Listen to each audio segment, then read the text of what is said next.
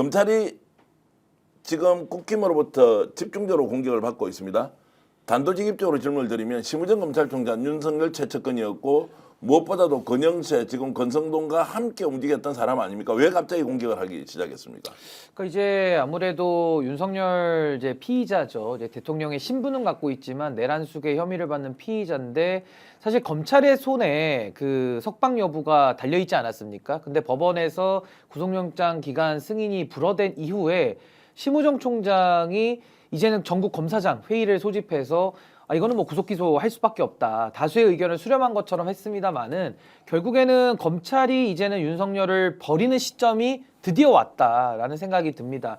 저는 그동안에는 이제 윤석열 대통령 자체가 검찰 출신 인사기 때문에 검찰 출신 대통령을 기존의 검찰이 저는 물 거라고 생각은 안 했습니다만은 이제는 윤석열의 권력이 빠져버리니까, 그러니까 소위 말해서 이제 빈 껍데기가 되니까 이제는 좀 그 빈 껍데기를 가지고 검찰이 좀 수거에 들어간 거 아니냐 이런 생각이 좀 들었고요.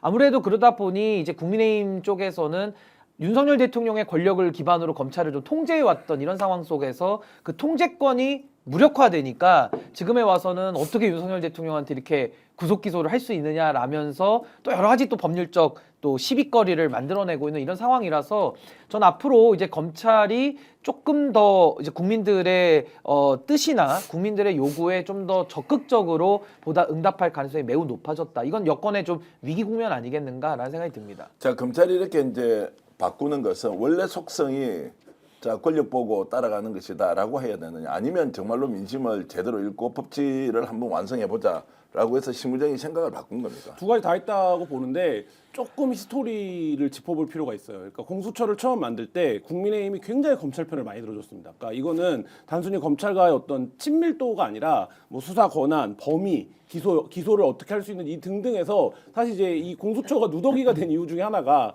국민의힘이 검찰 편을 굉장히 들어줬기 때문이거든요. 그 과정에서 근데 공수처가 사상 처음으로 이 VIP 수사를 해서 넘겨줬어요. 근데 검찰이 이때 국민의힘이 지켜준 게 뭐였냐면 보안 수사권을 준 거였어요. 그러니까 예를 들면 검찰 외에 기관이 수사를 하더라도 보안 수사를 할 수 있도록 검찰이 그때 이제 그 담보를 했는데, 이번에 법원이 어떻게 한 겁니까? 야, 이거 보안 수사 하지 마. 그냥 영장 청구하든지, 공수처가 이미 다 수사했고 공소 제기해달라고 요청한 거잖아. 그러니까 공소만 제기하든지 해. 그러면 과거의 검찰 같았으면 거기서 영장 청구를 하지 말았어야 됩니다. 이건 우리의 권한을 침해하는 거다, 이렇게 치받았어야 되거든요. 근데 검찰이 어떻게 했습니까? 그렇게 못했어요. 그 이유는 뭐냐면 이미 이 사건의 대세가 넘어갔다라는 걸, 수사권의 범위를 우리가 검찰 역사에서 가장 중요한 권한을 쓰지 못한 한이 있더라도 이 사건의 대세는 넘어갔다라는 게 그 영장 청구에서 이제 드러난 거고, 그 영장 청구를 하는데 여러 가지 말하자면 국민의힘 쪽 대통령실 처음에 수사 권한 영장 청구를 수사 기한을 늘려주지 않는다고 했을 때 어떻게 됐습니까? 보수 언론이나 이런 데 상당한 기대감을 가졌어요. 그러면 검찰이 포기할 수도 있는 거 아니야? 라고 생각을 했어요. 왜냐하면 검찰은 보안 수사권을 포기할 수는 없습니다. 그거를 포기하면 다음 정권에서 보수가 되든 진보가 되든 이제 기관의 존립이 어떻게 될지를 장담하기가 어려울 정도로 중요한 건데, 검찰 입장에서는 그걸 포기하고 그냥 기소를 해버렸다라는 게 일단 검찰이 한 스텝 넘어온 거고, 그렇게 가는 과정에서 국민의힘이나 대통령실에서 여러 압박들이 있었겠지만 사실 이제 그거를 검찰이 끊어냈다. 이 측면을 놓고 보면 이제 수사는 가는 방향으로 전환이 됐다. 자, 그러면 거기에서 이제 대세순응이라는 것이 네. 법치로 갔느냐, 아니면 조직을 살리기 위한 어쩔 수 없는 선택이냐, 이제 두 가지 다 섞여 있다고 봤지만 의외로 검찰총장 심우정이 빨리 그냥 딱 순응을 해버리는 느낌이 듭니다. 네, 그러니까 조직을 이게 두 개가 대립하는 게 아니라 사실 겹쳐져 있는 거예요. 그러니까 조직을 살리려면 수사를 잘해야 됩니다. 수사를 잘해야 뭐 이게 되는 거고, 그렇게 가야지만 지금 가뜩이나 이거 대통령 수사는 공수처가 다 하고 경찰도 수사할 수 있네, 내란죄 수사 권한은 경찰한테 있었던 거네, 그러면 경찰이 다 수사하면 되는 건데, 이렇게 되기 때문에 검찰 입장에서는 지금부터라도 어쨌든 자기네의 존재를 드러내줘야 이게 되는 거고, 저는 검사장 회의를 한 이유도 그거라고 봅니다. 그러니까 예를 들면 쇼잉을 한 건데 한번 언론의 주목을 확 끄면서 이런 사건에 대해서는 검찰이 하는 거야. 이거를 국민들한테 사실 별로 한 건 없거든요, 검찰이 지금 이 사건에서.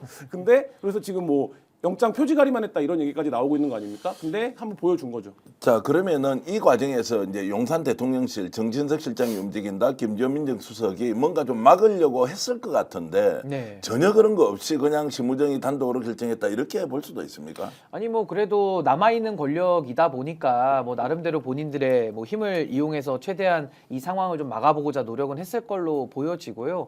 저는 뭐 검찰이 갑자기 개가천선해가지고 국가와 민족과 이 나라의 장래를 생각한다고 생각하지는 않습니다. 제가 생각할 때는 검찰이 기존의 권력들을 대했던 방식, 그러니까 즉 권력자가 권력이 빠질 때, 권력 누수일 때 검찰이 태도 변화를 하면서 죽어가는 권력을 죽임으로써 권력을 항상 이렇게 좌우를 선택하는 이런 방식이었는데 윤석열 정권은 다르죠. 윤석열 정권은 검찰총장 출신이 갔기 때문에 검찰의 손에 죽인 건 아니고요. 스스로 자멸하면서 이제는 거의 껍데기만 남은, 그러니까 거죽만 남은 상황에서 이제 검찰이 그 가죽대기를 이제 수거하러 들어가는 정도다. 이제 저는 이렇게 보고 있는 것이고요. 이번에도 그래도 검찰이 구속 기소를 결정을 해줌으로써 이제 윤석열 대통령은 구속 기소라는 사실상 6개월 동안 이제 앞으로는 구속 상태에서 재판을 받아야 되는 이 처지가 돼버렸기 때문에 그래도 검찰이 나름대로 자신들의 조직의 명운을 걸고 이 조직의 생리를 조금 더 이어가 보겠다라는 생각인 것 같고 저는 약간의 그 검찰의 자신감도 작용을 했다고 봅니다. 무슨 말이냐면 경찰은 이번에 수사권은 있는데 수사를 못했고요. 못했습니다. 그 소위 말하면 검찰 특수본에서 우종수 국가수사본부장의 핸드폰 압수수색할 때 이미 기가 꺾여버렸어요. 그래서 그때 수사를 못 해버렸고 공수처는 체포영장 집행에만 매몰되면서 사실은 부분과 본질을 착각하는, 그래서 본질을 놓치고 부분에만 집착하면서 결국에는 아무 성과를 못 냈거든요. 근데 검찰은 나름대로 군 쪽 인사들, 쿠데타에 참여했던 사람들 다 구속 기소했고 네. 다 이미 공소장을 통해서 내용을 밝혔고, 그러니까 소위 말해 검사들의 본인들 실력을 입증을 했다. 그렇다면 지금 이 국면에서 윤석열을 풀어준다라는 건 검찰이 죽고 싶다라는 얘기랑 똑같은 거고 여기서 최소한 본인들이 할 수 있는 역할을 함으로써 국민들의 뜻에 부응하고 이걸 기반으로 우리의 수사력이 이 정도 있다. 그렇다면 차후의 국면에서도 본인들이 뭔가 이런 검경 수사권 조정을 다시 좀 추진한다든지 여러 가지 본인들의 이익을 도모할 수 있겠다라는 판단에 전 이번에 지검장 회의를 중심으로 구속 기소까지 이르게 됐다. 그렇게 봅니다. 자, 그러면 이제 앞으로 어떤 상황이 벌어질지 시청자 여러분들도 질문 주고 계십니다. 지금 경호차장이나 경호부문장 구속영장 어떻게 되느냐, 그리고 명태균 게이트 수사 어떻게 할 것이냐, 이제 이런 것들을 지금 자연스럽게 우리가 질문으로 받게 되는데요.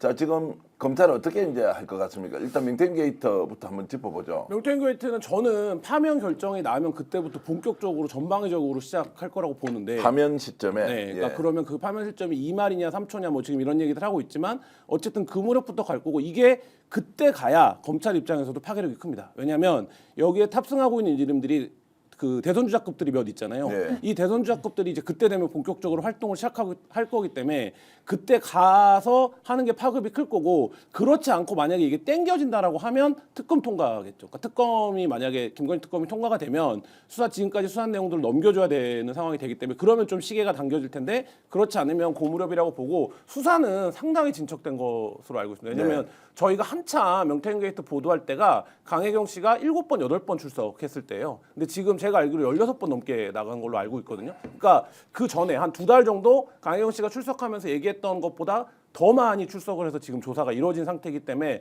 뭐 여기서 조사가 다시 돌아갔다 뭐 방향을 잘 모르겠다 이런 얘기도 일부 나왔지만 어쨌든 수사는 상당히 진척이 되어 있고 그 부분에 대해서 언제 릴리스를 할 거냐의 시점만 남아 있다. 근데 2말 3초라고 얘기했는데 그까지 기다리겠습니까? 검찰이 지금 내부 분위기로 보면 훨씬 더 속도를 내어서 김건희까지 아예 엮어 넣겠다 뭐라는 얘기도 있습니다.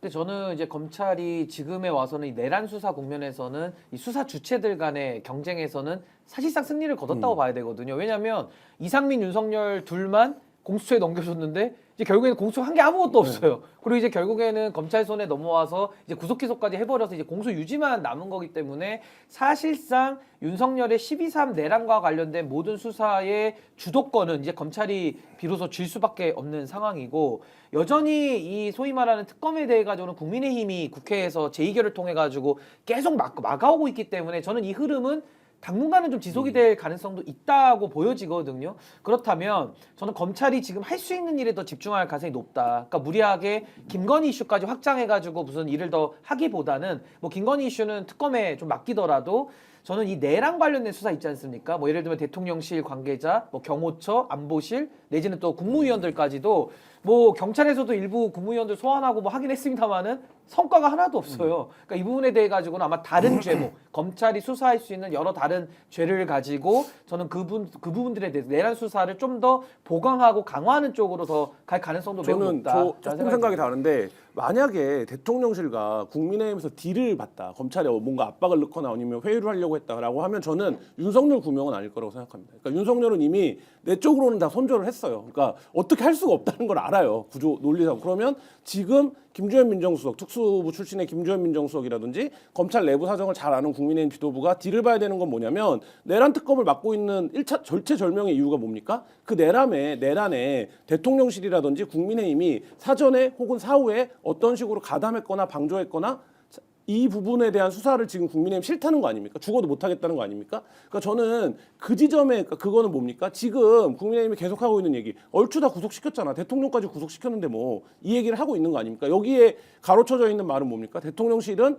건드리지 마. 당은 건드리지 마. 두 개가 가로쳐져 있는데 저는 검찰 수사 태도의 핵심은 그 두 가지 방향으로 수사가 뻗어나가느냐. 요게 그거 가릴 수 있는 거라고 보고 그게 만약에 안 된다면 특검을 해야 된다. 이렇게.